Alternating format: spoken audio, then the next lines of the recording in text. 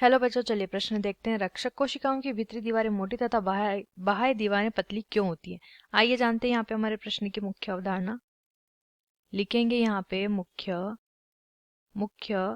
अवधारणा। हमारे प्रश्न की मुख्य अवधारणा यहाँ पर संबंधित है, हमें बताना है रक्षक कोशिका के बारे में। रक्षक कोशिका जो होती है, इन्हें क्या कहा जाता है? इन्हें गार्ड सेल भी कहा जाता है।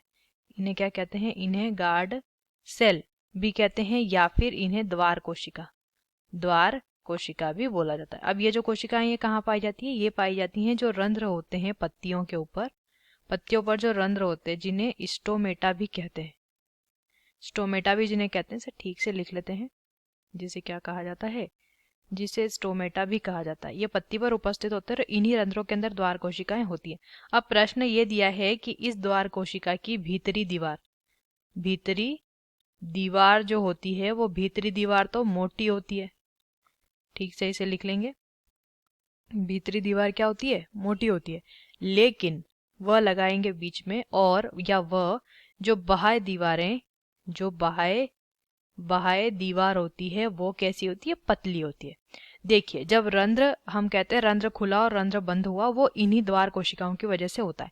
जब हमारी द्वार कोशिका स्फीत होती है, हम बात कर रहे हैं उसकी स्फीत अवस्था की, तो इसे ठीक से लिख लेंगे। देखिए, हम बात कर रहे हैं इस द्वार कोशिका की स्फीत अवस्था। जब वो स्फीत अवस्था में आती है तो उसके अंदर जल भर जाता है।